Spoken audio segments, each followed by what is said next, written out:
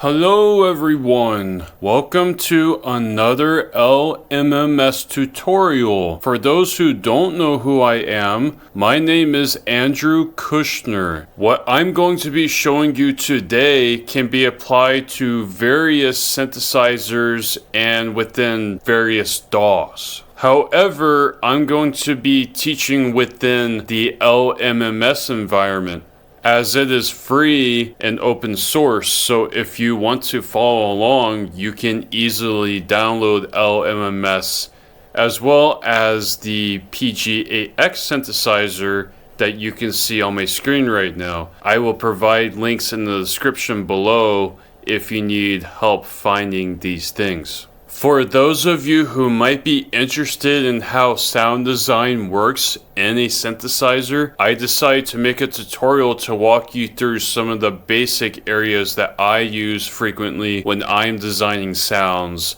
from synthesizers. The four areas that I'm going to be covering are the oscillators, envelopes, filters, and LFO.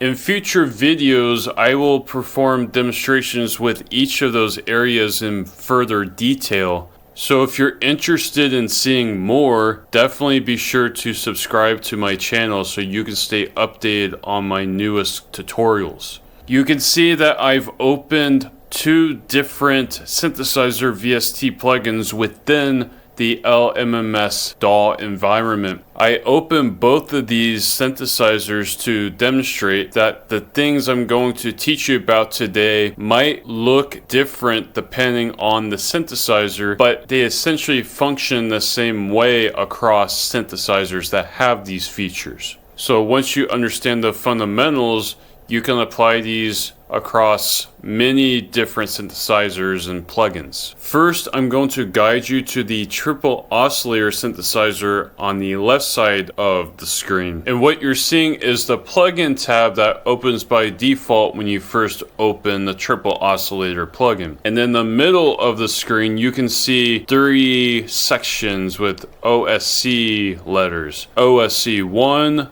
OSC2, OSC3. These are the three oscillators that reside within Triple Oscillator. For those who don't know what oscillators are what generate the sound in a synthesizer, particularly like this one that has an analog style to it. To simplify today's demonstration, I'm only going to be using the first oscillator, and I've turned off the second and third oscillator. Within the first oscillator section, you can see there are some shapes on the right side. Each of these shapes corresponds to a different type of sound. I'm going to just be focusing on the first four waveforms because these four can be found in many different synthesizers. The first waveform we see is a sine wave, and you can see it has a very smooth appearance to it, and it sounds like this.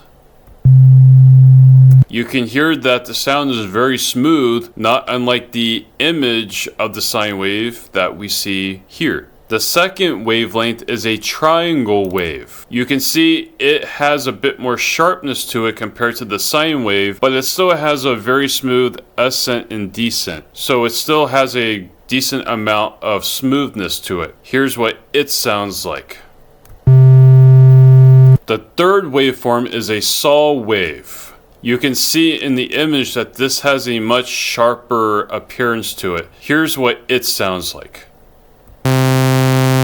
The fourth waveform is a square wave sound. You can see in the image that it has much more sharp angles compared to the last three waveforms. Here's what it sounds like. And now you can see the significance of what the oscillators do. The oscillators play the important role of giving you a sound to start with. If we go over to the PG-8X synthesizer, you can see that it also has its own section for oscillators, but they're named a little bit differently. On Triple Oscillator, they were OSC with the number, but on PG-8X, they are DCO and a number. However, the function is essentially the same. These oscillators generate the sound of the synthesizer from the waveforms that you choose. Now let's move on to envelopes. I'm going to go back over to the Triple Oscillator synthesizer, and I'm going to click on the envelopes filter and LFO tab. And when we open this tab, we can see the very first section is the envelope section. Down below in the middle is the LFO section, and at the bottom is the filter section. Whereas the oscillators generate the sound, this part of the synthesizer takes that sound and manipulates it to create new shapes and resulting sounds. First, let's take a look at the envelope section, which is the first one we see at the top. The role of the envelope section is more about the direction of the sound, how it enters, how it stays, and how it leaves.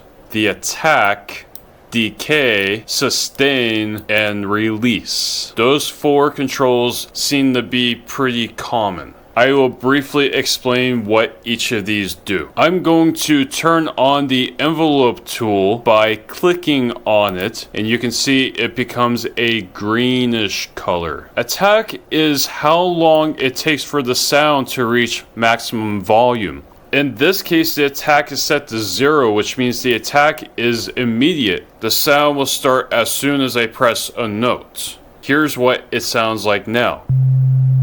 But if I increase my attack, my line on the graph goes from straight up and down to having an incline. Now let's listen to our sound. You can hear that the sound no longer starts abruptly. Now it takes a few seconds or so for the sound to reach its full volume. And then we have decay and sustain. These sort of work together, so I'll be explaining them at the same time. This envelope basically has three different levels of volume. The maximum volume, a secondary volume, and then the final volume, which is 0. If you're using decay in your envelope, then when a note is held for a certain period of time, it will drop into a lower volume. Max volume, second volume. Sustain determines where that second volume is. So if you have no sustain, then your sound's just going to fade out completely if you hold down a note. So let's listen now with sustain turned all the way down. You can hear the volume dropped all the way to 0. But what happens if I turn my sustain all the way up? Let's listen to the sound now.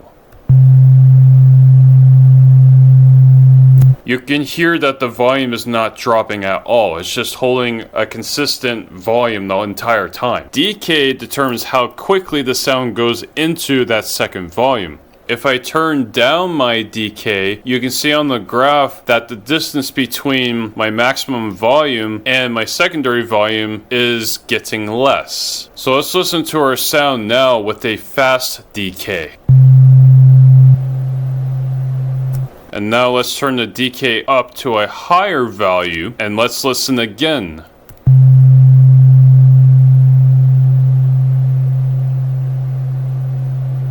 You can hear that the transition from maximum volume to the secondary volume is much more gradual when we turn our decay value up. Finally, we have release. This is the only control that manipulates the sound after the note is released. It determines how quickly or how slowly the sound fades out after a note is released. Right now, the release is pretty quick at a value of 0.1, so let's listen to our sound now. You can hear that the fade out is pretty quick. The sound doesn't really stay for very long after I release my note. Let's increase our release to 0.4. Now let's listen to our sound. You can see that when I release a note, the sound stays for a little bit longer and takes a longer time to fade out. So those are the basics of how a synthesizer envelope works. If we go over to the PG-8X synthesizer, we can see that it has its own envelope section. And you can see that it has the same 4 settings that I just showed you on the Triple Oscillator synthesizer: attack, decay, sustain, and release. Going back to the Triple Oscillator synthesizer, below the envelope section we have the LFO section. For those who don't know, LFO stands for low frequency oscillator. So yes, there is an additional type of oscillator that you can find in many synthesizers. Unlike the first set of oscillators that I showed you, which generate waveforms, the LFO takes those waveforms and manipulates them in a pulse-like manner. It can continuously shift variables up and down depending on the settings that you use. LFOs can be very useful because you can assign them to work with different controls and parts of a synthesizer to further manipulate the sound without you having to touch anything. It's sort of like having an extra helping hand. However, this particular LFO isn't assignable, but it will give you the helping hand of manipulating the volume of your sound. And by the way, I forgot to mention that this is the volume section of envelopes, LFOs, and filters in the Triple Oscillator. There is a cutoff section and a resonance section, but for the basics of this tutorial, I'm just going to be demonstrating with the volume section. With that being said, this LFO manipulates the volume of the sound. And you can see, like the envelope tool, if I click on the LFO section, it turns a greenish color. It also uses a graphic to demonstrate what's happening to the sound. And to give you a really basic demonstration of what an LFO can do, here is our sound with the LFO off. And if I turn my LFO on, here's my sound again. You can hear now that the sound is being manipulated by the LFO. It's going up and down based on the settings that I've used. And there are 4 different knobs for this section, but I'm going to just focus on the speed knob, which is, in the case of Triple Oscillator, the frequency of this LFO. And watch what happens as I increase the speed of my LFO.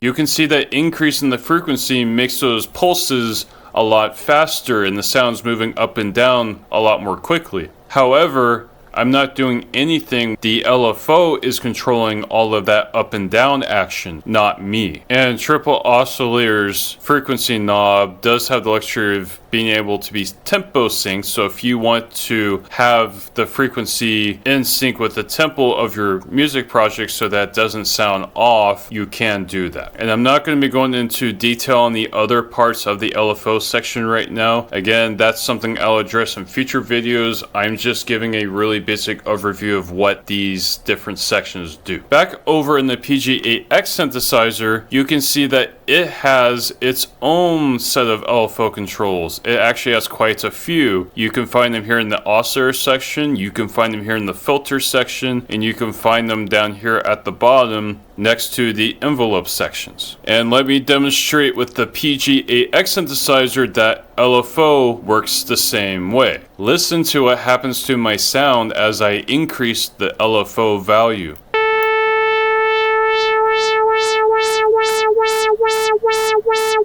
You can see that as I move the LFO value up, it becomes more and more prominent. And at the bottom, if I change my rate, which is currently tempo synced, you can see how the speed changes.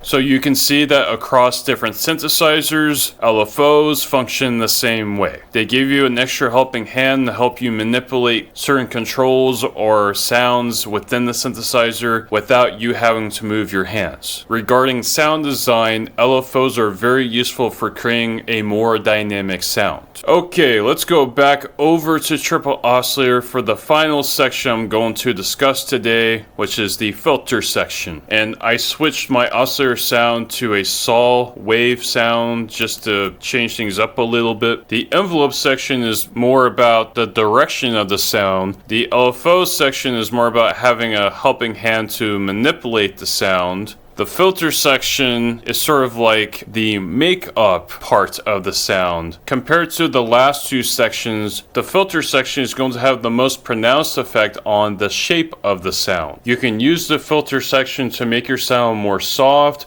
more crispy, or even give it a bit of a wah effect. Let me demonstrate now. I'm going to click on the filter button to the left of the filter text to turn on the filter and activate it. And right now the default filter is the low pass filter, and I'm actually going to use this to demonstrate how the filter works.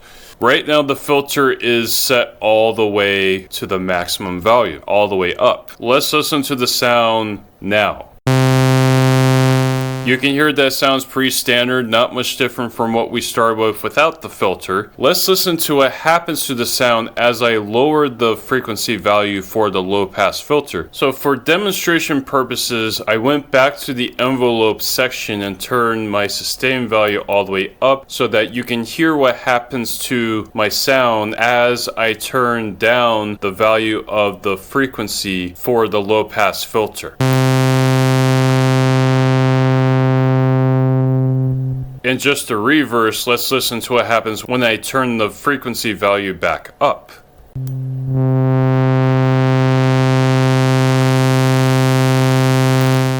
So you can hear what's happening is this knob is determining what frequencies are coming through and what frequencies are not coming through. And with the low pass filter, whatever my value is set at, that frequency and below is what's going to come through. So higher frequencies will come through if I set it higher, but when I lower it, only these lower frequencies are going to come through. That's why it's called a low pass filter. In contrast, if I was using the opposite, a high pass filter, listen to what happens to the sound as I lower the value.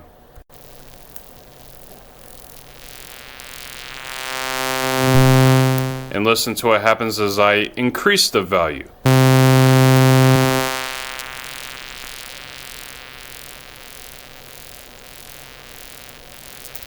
You can hear that the opposite effect is happening compared to the low pass filter. In the high pass filter, whatever value I set the frequency knob to, those frequencies and above will come through, but anything below that value is not coming through. And again, I'm not going to be going into the fine details in this video. I will do that in future videos. If you click on the little triangle next to the name of the filter you're using, you will see that opens up a menu, and these are the different filters available to you for using with the Triple Oscillator synthesizer. They all do different things. But the one thing they all have in common is they take the original waveform and they manipulate it by modifying the original shape of the sound. Next to the frequency knob is this other knob, and Triple Oscillator says Q/reso, but in other places you will find this known as the resonance knob. You can think of this as sort of like a power value for the frequency. The higher this value is, the more pronounced the frequencies you choose over here are going to be. It's good for adding an extra effect to your sound if that's what you're going for. And I'm going to switch my filter type to a 2X low pass filter so that the resonance knob effect becomes more pronounced and you can hear what it's doing. Here's what happens if I keep my resonance setting at the default value and just turn my frequency value down from there.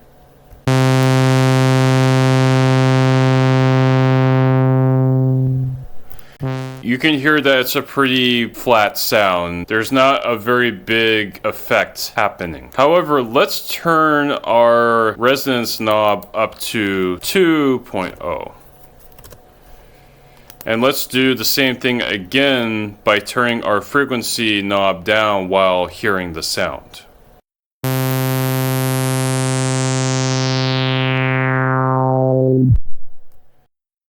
You can hear at that time there was much more of a wah type effect as I turn the frequency knob down. And especially if I move the frequency knob up and down those lower frequencies, you can hear what that resonance knob is doing.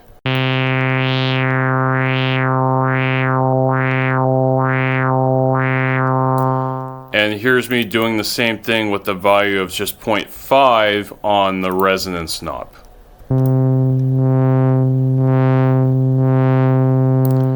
And if we go over to our PG-8X synthesizer, we can see that it has its own filter section here in the middle. Here it's labeled as VCF, but it performs the same function as our filter section did in the Triple Oscillator synthesizer. Specifically, this set of sliders right here, which read cut off FREQ and RES, perform a very similar function to what the frequency and resonance knobs did in Triple Oscillator, as I will demonstrate now. Let me turn my resonance all the way down in PG-8X and my cut off frequency all the way to the max, and let's listen to our sound.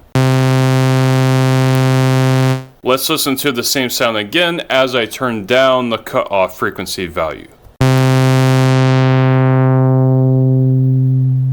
You can hear that as I move the slider down, the frequencies coming through are becoming fewer and fewer and more lower. Now, let's do the same thing, but with the resonance slider turned up to a value of, let's do 70.